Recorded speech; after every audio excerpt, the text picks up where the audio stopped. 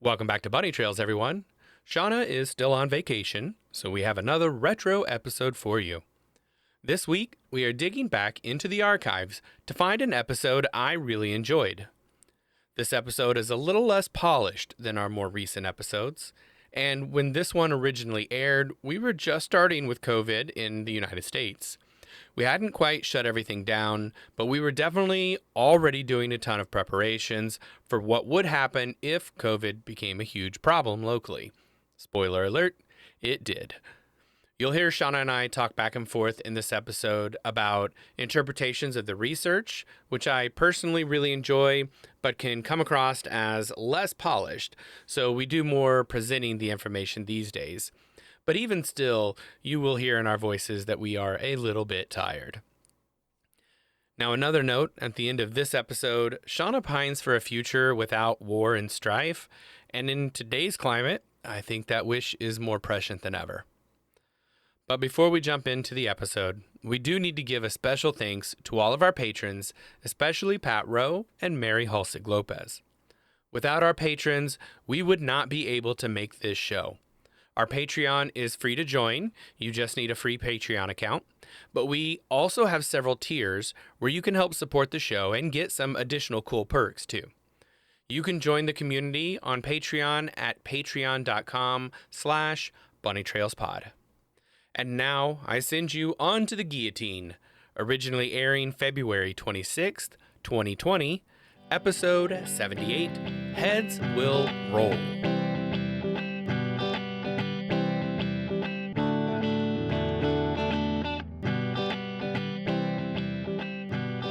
Welcome to Bunny Trails, a whimsical adventure of idioms and other turns of phrase. I'm Dan Pugh. And I'm Shauna Harrison.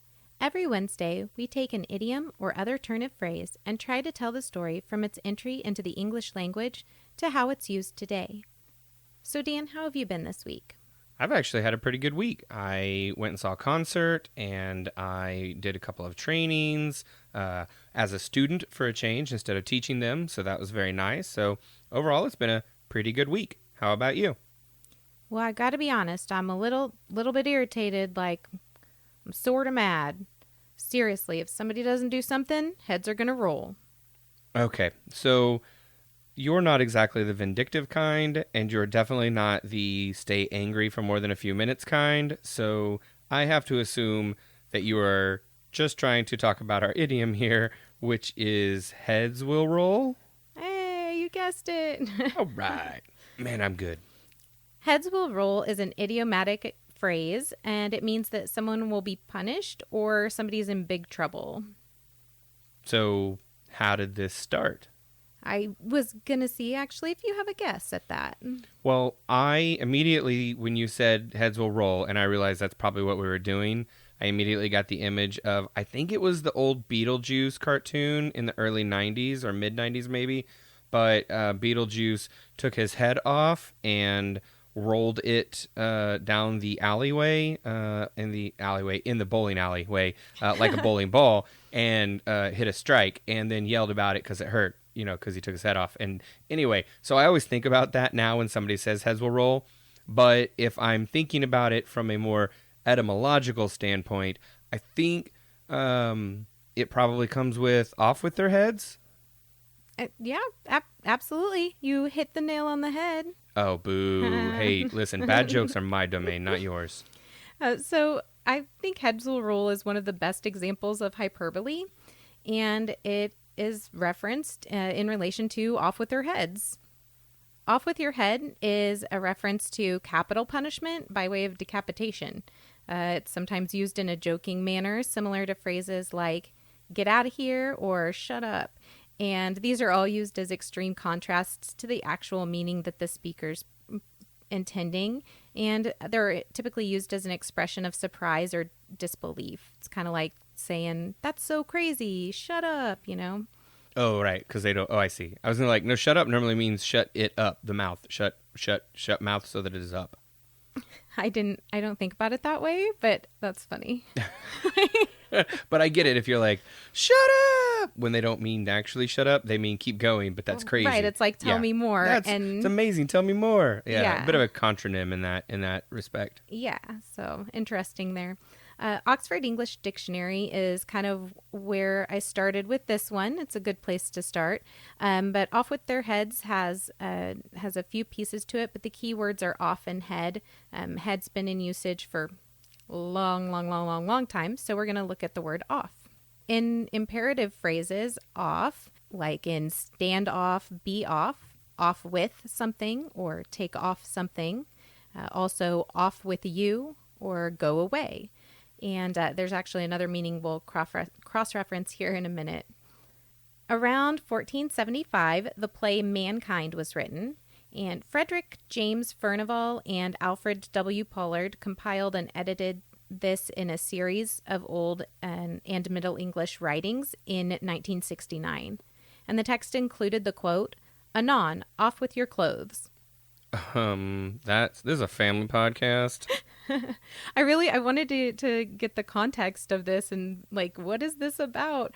I searched for copies, and the one that I could find available was $815. So yeah, didn't get there. Yeah, we're gonna need way more patron support to be able to afford to buy an $800 book that we're going to use for one reference in one podcast episode. Yeah. Although, I mean, it does sound kind of cool, though. So it does. Get on Patreon, folks. Bring it. I did think it was pretty fun that this is the first time that the phrase, or that off, was used in this way in print. That was pretty fun.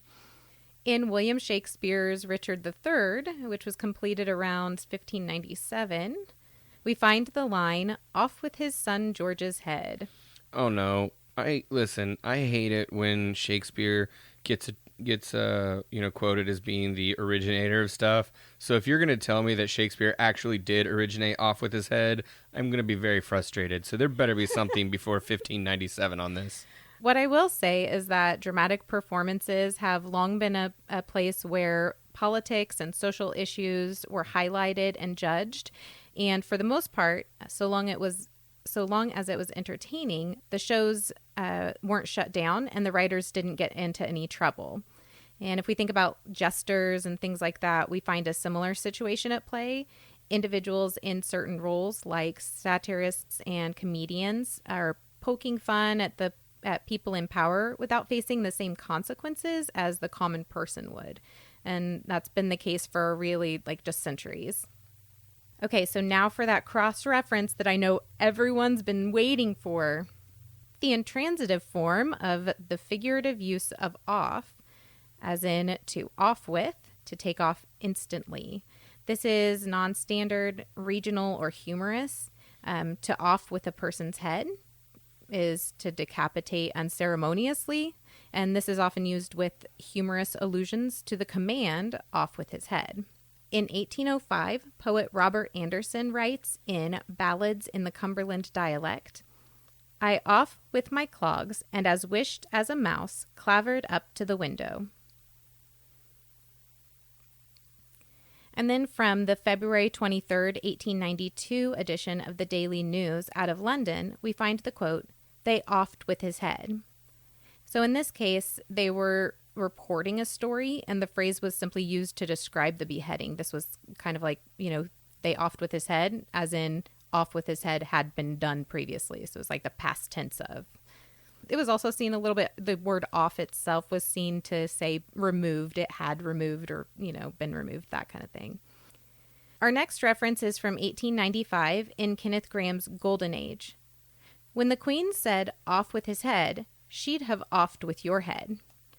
While I love these references, they really only show the use of a phrase that likely had already been around. And so we want to go back and see, where did this begin? Many believe that this phrase originated with Bloody Queen Mary. Whether that's Mary, Queen of Scots, or Mary the First of England is an entirely separate discussion. There's some argument on the interwebs. So we don't know. Are you saying that we don't know who Bloody Queen Mary is, or whether we don't know whether or not this was Mary of Scots or Mary the First of England that is Bloody Queen Mary. Ooh, geez, both of those, that confused me. But we don't, okay, there's some argument on the internet about who is actually Bloody Queen Mary. I see. Both are referred to as such. However, historians will focus on the latter of these two. So we're talking about Mary the First of England. Okay. And she was the daughter of Henry VIII. She was in power from 1553 to 1558. Now, many people know about Henry VIII. He's the one that had 6 wives. 1 died, 1 survived, 2 divorced, and 2 beheaded. So while Mary I may have ordered the deaths of quite a few people in her short 6 years as queen, totaling nearly 300 people, she was nothing compared with her father. Henry VIII was responsible for tens of thousands of deaths.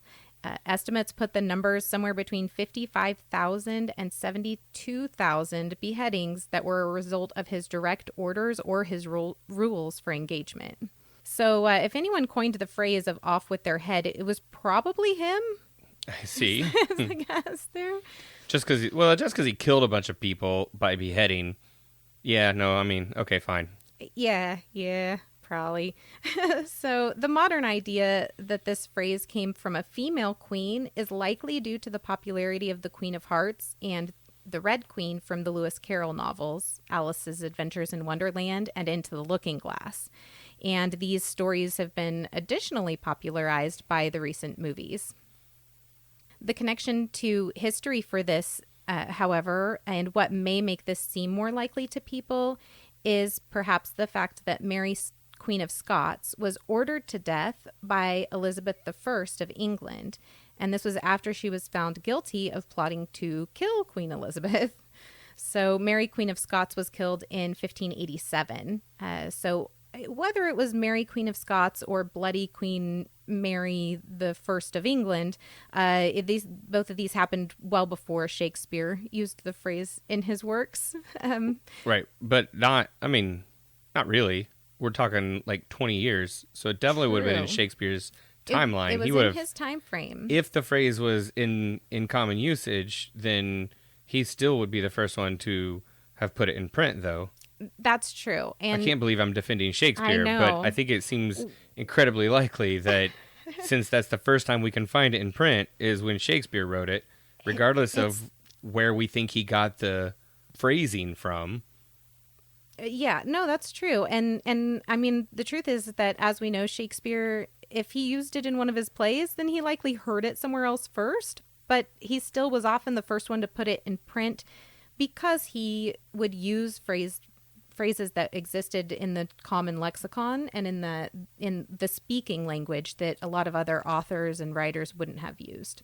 True, and a part of Shakespeare's popularity is the fact that because he was popular with more of the common people, and because he had taken a popularity even in his own time, many of his works are preserved where the works of other authors might not have been. So even if other people had used this in print at the same time frame, it might be more difficult to prove now because Shakespeare's works have survived where many other works did not. Absolutely. So this brings us to a modern spin on the concept as far as the phrase, and it turns into heads will roll. Oxford English Dictionary tells us heads will roll and variance means that people will be dismissed, forced to resign, or otherwise stripped of power. So off with their heads was like a literal lopping off of their heads. So off with their heads is not an idiom at all. Off with their heads is literal. But heads will roll is an idiomatic way of saying someone's going to get fired or cut off of some sort that's probably based off of off with their heads, the literal guillotine, beheading, whatever. Yes, that's the case. I actually I found a couple of places where there were claims that heads will roll or their head will roll was used as an adjoiner, essentially, from to off with their heads, but I couldn't find the two used together in print anywhere, so couldn't include a reference to that. I wish I could have found that. So that may just not be true. That's more likely, but it sounds cool, but it's probably not the case. Oxford English Dictionary also tells us that this is in allusion to a literal threat of executions made by Adolf Hitler. Like the latter, similar earlier expressions usually include a modifier of heads and a prepositional phrase indicating location. So this is from the September 26th, 1930 edition of the Daily Herald out of London. Giving evidence, Hitler declared, "If our movement is victorious, there will be a revolutionary tribunal which will punish the crimes of November 1918. Then decapitated heads will roll in the sand." Oh, I see. So, modifier of heads. Heads will roll in the something or on the something, on the beach, in the sand. Yes. Downtown square.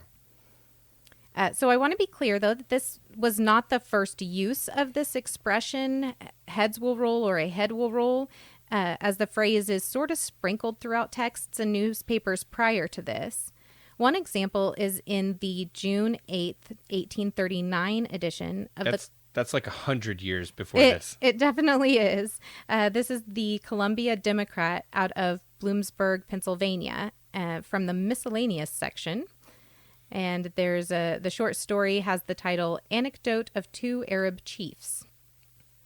"If now you command that 10,000 of your men shall come to my assistance, your chains shall be struck off, and you may return safe and uninjured to your tribe. But if you do not comply, your head shall roll at my feet." So while the phrase was used, and it was usually kind of mixed up with different terms, your head shall roll or his head will be seen rolling at my feet, there were a lot of different kind of forms of the phrase used in papers in the 1800s. And it was really that quote from Hitler that brought it together.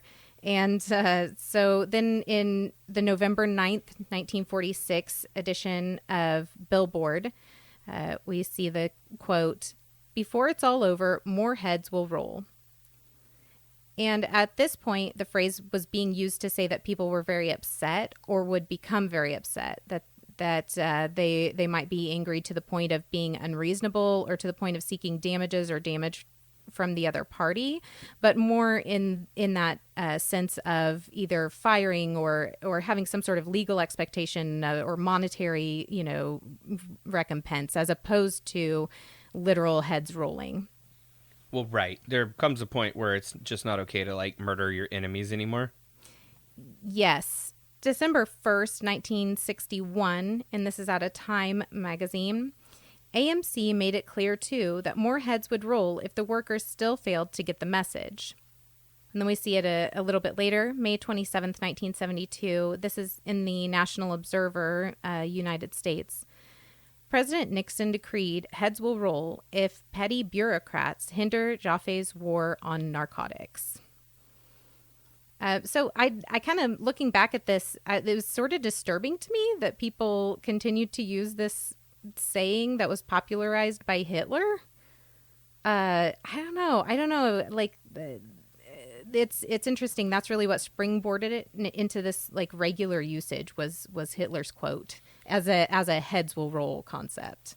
And I don't know. I mean, just because he said it doesn't mean he's the only one that popularized it, but certainly the one that we see in print. I think it's interesting though that he said it in 1918 and it didn't make it into the newspaper until 1930 that we found a reference to an old quote of his. So it's not so much that he said it that made it popular, it's that they printed it in London, which was probably at this point a propaganda tool. So I would say it's less about it being Hitler's phrase and more that it looks like the British government probably used it as propaganda to fire up Brits and other Allied forces to make Hitler to help people understand what a threat Hitler was. Yeah, I can really picture the bad guy that he was.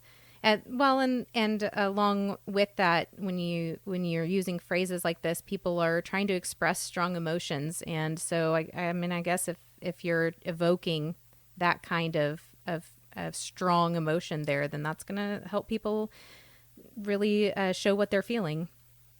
There was one more quote that I wanted to share. This is from 2000, which is now vintage, guys, officially 20 years ago. This is from K. Charles in Cruel Habitations. But there's going to be the most almighty kerfuffle when it all comes out. Fur will fly, heads may roll. You literally only included this because it has the word kerfuffle in it, didn't you? I like the word kerfuffle. Why aren't we using it more?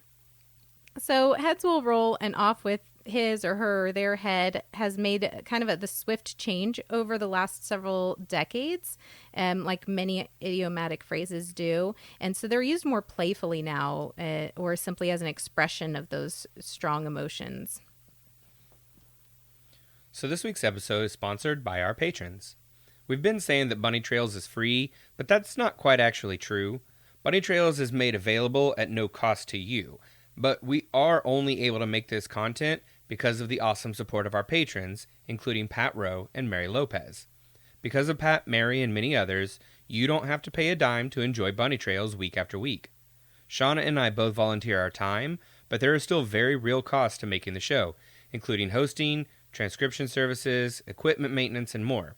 So if you're in a financially stable place and would like to support this educational art form, we encourage you to check out the options at patreon.com/bunnytrailspod, or you can link to it from our website, bunnytrailspod.com. We also want to tell you about a couple of other Word Nerd or Trivia Wonk podcasts that you should check out, including Your Brain on Facts, Lexitexture, The Vocal Fries, and The Endless Knot, which is not only a podcast, but also a YouTube channel. Off with Their Heads is an American punk rock band formed in 2002. They're from Minneapolis, Minnesota, here in the United States. This group falls into the genres of punk rock and melodic hardcore. Sounds interesting. You know, I was in a training this weekend with a gentleman who was very quiet. It was an instructor training, learning how to talk to other people and to be an instructor in the front of the room. And he's very quiet and very reserved and soft-spoken and didn't seem to have a strong jump out there and take charge attitude. And at one point we were talking about something nobody really knew about you, and he said that he's the lead vocalist for a punk rock cover band. What? And everybody's like jaws dropped, and we're like, somebody was like, "What?" And he goes, "Yeah, I know you wouldn't expect it from me because I'm soft-spoken and, you know, withdrawn and introverted." He said, "But the truth is, when you're on the stage and those lights are in your eyes, you can't see anyone else. So it's really helpful to be on stage and not be able to look at anybody." That's so awesome. This is very scary to me being an instructor because I can see you all. That's a good point. The song Heads Will Roll by the Yeah Yeah Yeahs was released in 2009, and the lyrics begin, "Off with your head, dance till you're dead. Heads will roll, heads will roll, heads will roll on the floor." The genres associated with this song include new wave, synth pop, dance punk, alternative dance, electronica, new wave / post-punk. I feel like you might have just like taken like 4 words and then like shook them up, and then just how they came out. That's what you said. Just mix the order up. We also have the musical Wonderland, and this opened on Broadway in 2011, and it features the song Off with Their Heads. My favorite section of lyrics reads, "Don't need a Congress or a Constitution, for it's a foregone conclusion that every problem has the same solution. Persuade, crusade with a custom-made, renewable, doable, and unmisconstruable stainless steel blade. Off with their heads. It's the least I can do. Off with their heads is the only phrase that will always ring true." That is very clever. I really, really, really like that. Next up, we have this awesome post on Twitter. Poor M Speak. She's okay. Listen, when you're buying books, you want to get what you buy. You order, right? Like anytime you buy something, you want what you ordered. And she says, "If I'm going to start a 15-book series, I'm going to painstakingly seek out a set of matching covers from the beginning. So imagine my surprise to find 4 rebellious little lemons ruining my lineup. I ordered by ISBN, sir. Substitutions are unacceptable. Heads will roll."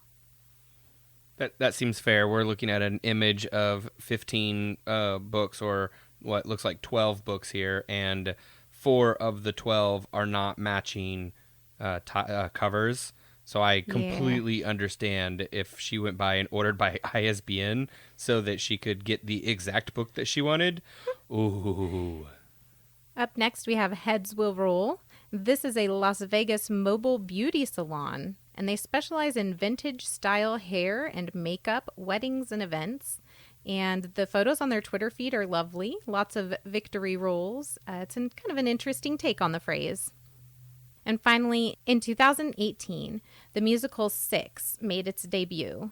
Six is a modern retelling of the lives of the 6 wives of Henry VIII, presented as a pop concert. And each of the wives takes turns singing and telling their story to see who suffered the most due to Henry and should therefore become the group's lead singer. It's very unique. I really enjoy phrases that come from a historical event or a reference to something in history. But this one, I did find it unpleasant to research, unfortunately.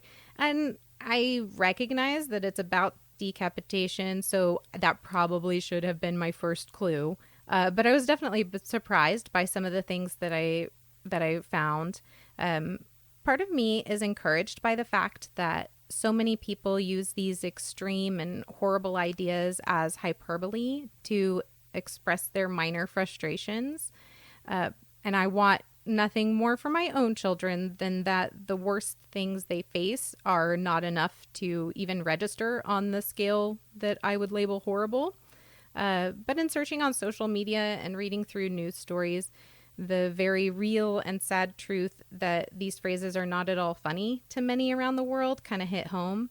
We're not so far away from the travesties and terror of war and inhumane punishments, but I do truly hope that one day all of humanity is far enough removed from these things that we only know them as history and as hyperbole.